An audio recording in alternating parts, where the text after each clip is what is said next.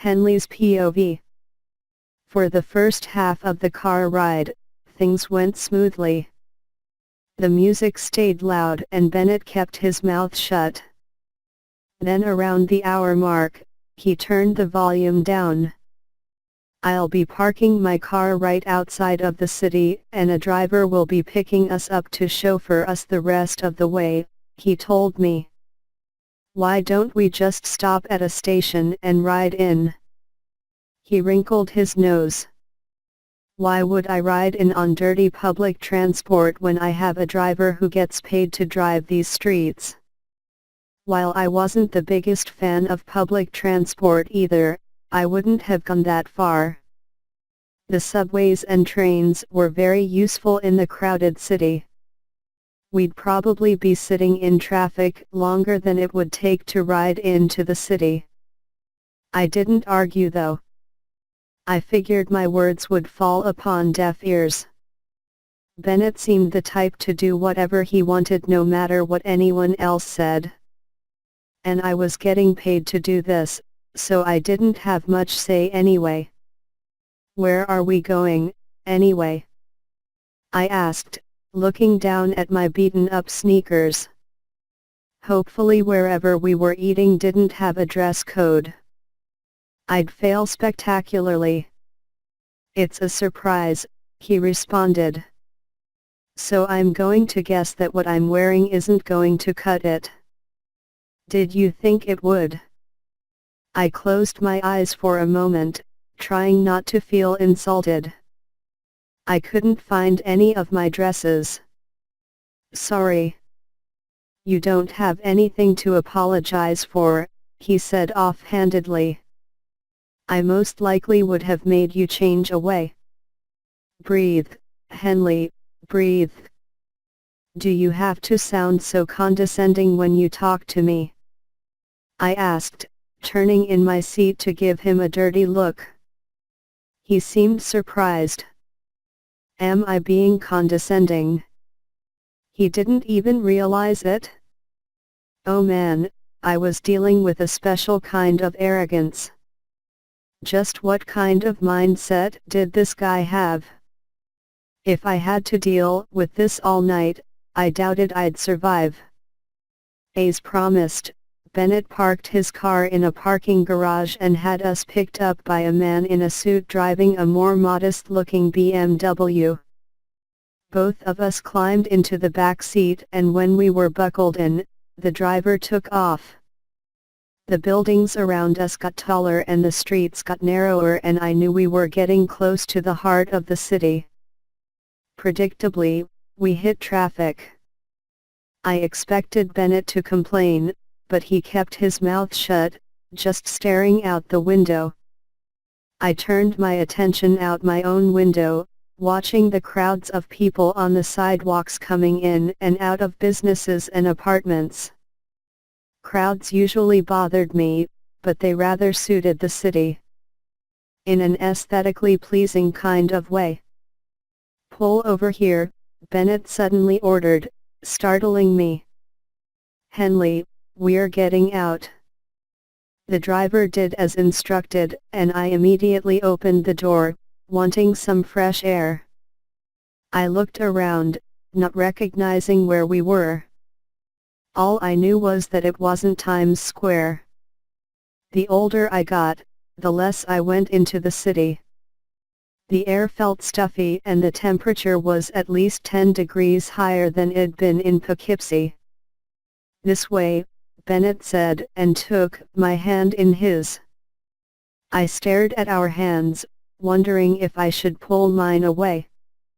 He'd mentioned hand-holding would be part of the contract, though, so I decided not to. We walked down the street a little bit and I followed a few steps behind Bennett so we wouldn't crowd the sidewalk. He was pretty intent on not letting go of my hand. Eventually we came to a store on the corner of Grand Street with wide windows and the lettering Alexander Wang under them. There was a couple coming out of the store. The man wore a suit. The woman wore a tight black dress and the tallest heels I'd ever seen. "I can't go in here," I immediately said to Bennett, pulling on his hand. He stopped, turning to me with a frown. "Why not?" "They'll kick me out before I take 2 steps in," I told him, and was afraid that my words might not actually be too far from the truth. "They might think I was a homeless person or something." Bennett smiled a little bit. "They know you're coming. Like I said, I made an appointment for you." I raised an eyebrow, but before I could say anything else he was already pulling me into the store. As I'd expected, the inside of the store was an incredible sight. Everything was so organized: the presentation, the displays, the mannequins. Even the salespeople looked like they were pre-positioned. The minute my foot landed on the hardwood floor, all eyes were on me. Then most of the eyes left me, probably deciding I looked too poor to be worth their time.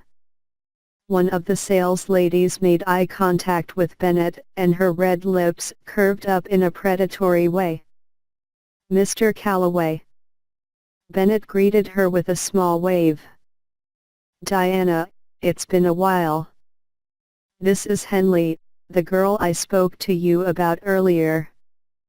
Diana turned her attention back to me, her expression falling the slightest bit. I tried to offer her a smile, but I think it came out as more of a grimace. She looked intimidating. Stick-thin, at least 4 inches taller than me, pin-straight blonde hair. She must be been a model when she was younger. "I don't want this to take up too much time, so please have her try on what you've selected," Bennett said, pushing me in front of him. I did my best not to let him move me. There was no way I was going with the woman alone. Diana looked a little disdainful, but she motioned for me to follow her. "Yes, well, we'll see what we can do about her. I'm eager to see the results." "Go along, Henley." I gave Bennett a quick glare before walking toward Diana.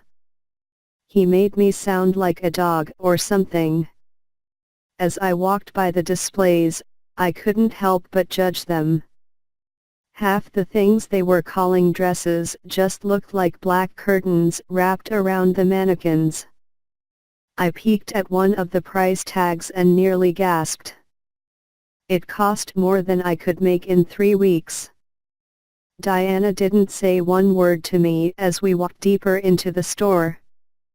I had to admit that despite the horrifying prices and weird designs, the minimalist design of the place really suited it. The floors were open and airy. It didn't feel as claustrophobic as most clothing stores did unless I thought about the many employees just standing around staring me down. It seemed Bennett and I were the only people in the store currently. We went into a back room that I assumed to be a fitting room, but it also felt more private than that. I wondered if it was open to the public. Diana turned around and gave my body a once-over, her lips pursed. Then she pulled out a measuring tape from God knows where and measured me.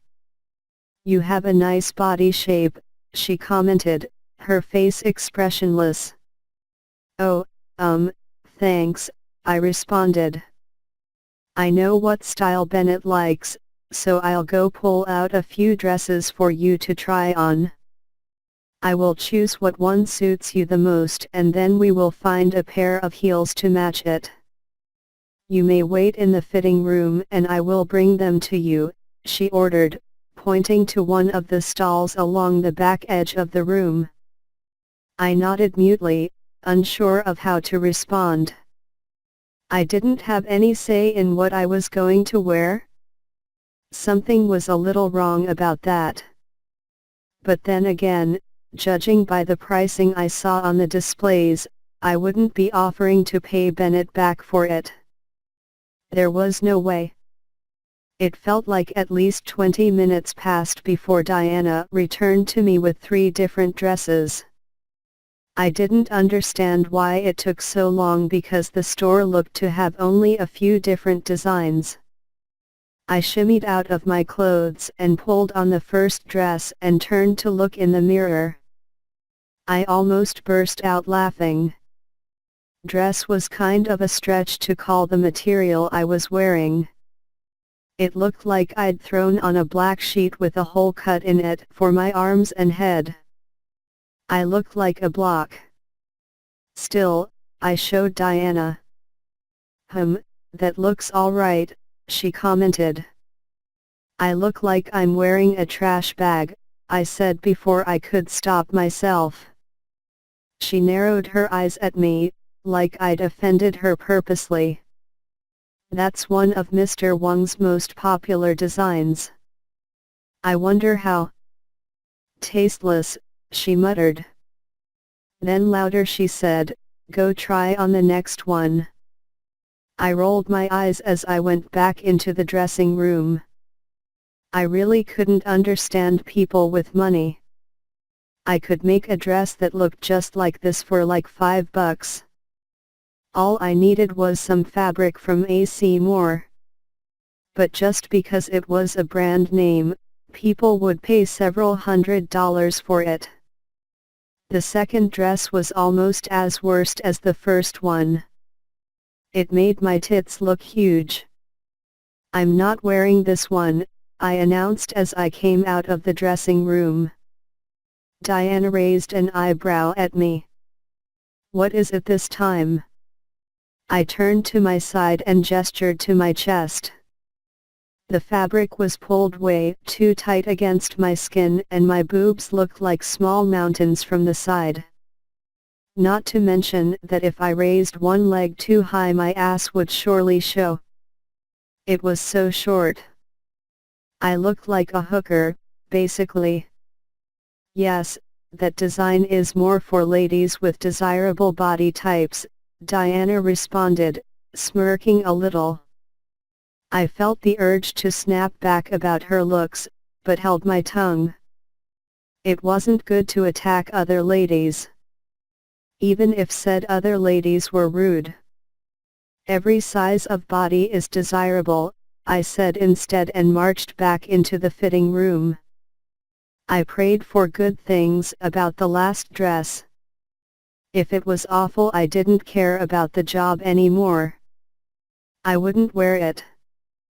I wasn't going to parade myself around like an idiot in a sheet of black material. Like the first 2, the third dress was black.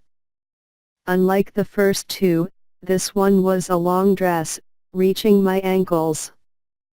There was a thigh-high slit along the side though. Then it wrapped around my chest tightly, like a bustier. Which was perfect because I didn't want my bra to show through. It also had a satin belt that rested a little higher than my hips. I looked in the mirror, and while I wasn't too impressed, I found it acceptable. My boobs didn't look huge and I actually looked a little sexy when I pushed my leg out of the slit. I was very glad I shaved my legs. I sauntered out of the dressing room, feeling more confident. The longer I was in the dress, the more I began to like it. Diana's expression told me she was impressed as well, but she quickly schooled it. Well, I knew that one would suit you. Out of the 3, this is my choice. That one is the most expensive. Of course, I'm sure Bennett is paying for all of this, she said, looking petty. I shrugged. Personally, I wouldn't waste my money on this crap. She scowled. Let's move on to shoes. I gathered up my old clothes and slipped on my sneakers before following her out of the back room. Bennett was in the main room, chatting to another one of the sales girls. He didn't notice me as we walked by and made our way downstairs.